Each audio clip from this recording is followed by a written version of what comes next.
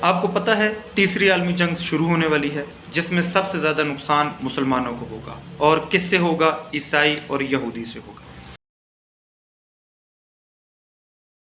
کل میں نے ایک نیوز سنی سوشل میڈیا کے تھرو ہی کہ سعودی عرب نے اپنا ہوائی اڈا امریکہ کو دے دیا ہے ایران کے خلاف۔ بہت پرانا ایک واقعہ میں نے سنا تھا، end of time hidden truth by doctor Shahid مسعود۔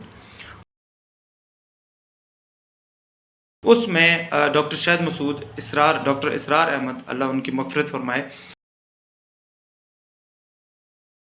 ان سے پوچھتے ہیں امام مہدی کے بارے میں۔ وہاں سے ایک ان کی رائے جو ہمارے سامنے آتی ہے، مجھے وہ کلپ نہیں ملا، میں نے کافی اس کو ڈھونڈنے کی کوشش کی۔ میں ان بھائیوں سے ریکویسٹ کروں گا کہ وہ اس کلپ کو ڈھونڈ کر اس پہ ایڈ کر دیں۔ اس میں ڈاکٹر اسرار احمد نے فرمایا تھا کہ عیسائی اور مسلمان مل کر اپنے پیچھے ایک قوم سے لڑیں گے، مم ورائے قوم، یعنی اپنے پیچھے۔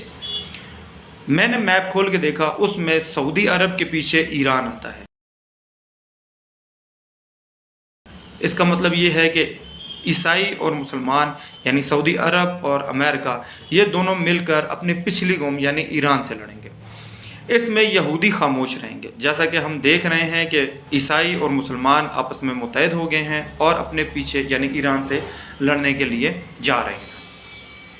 پھر جب یہ جنگ ہوگی، اس میں یہ بتایا گیا تھا ڈاکٹر اسرار احمد کے تھرو کہ وہ جنگ جیت جائیں گے، عیسائی اور مسلمان اپنے پیچھے قوم سے لڑیں گے اور وہ جنگ جیت جائیں گے۔ یعنی ہمیں یہ پتہ چلتا ہے کہ شاید ایران کو شکست ہونے والی ہے۔ پھر عیسائی اپنی صلیب بلند کرے گا اور کہے گا کہ ہم جیت گئے، صلیب جیت گئی۔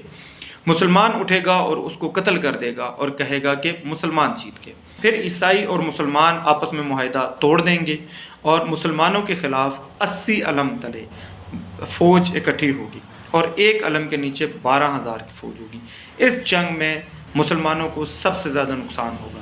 اگر کسی کے 100 بیٹے ہیں تو ایک بچے گا، 99 اس میں قتل ہو جائیں گے۔ میرے نزدیک اگر میں غلط نہیں ہوں تو یہ وہی واقعہ ہے، یہ اسی طرف ہی پیشن گوئی ہے کہ اب جو آگے ہونے والی ہے۔ اللہ کرے کہ ایسا نہ ہو، لیکن جو تاثرات نظر آ رہے ہیں قرب قیامت میں، یہ بھی ایک قرب قیامت کی بڑی نشانی ہے جو کہ ابھی ظاہر ہوتی بھی نظر آ رہی ہے۔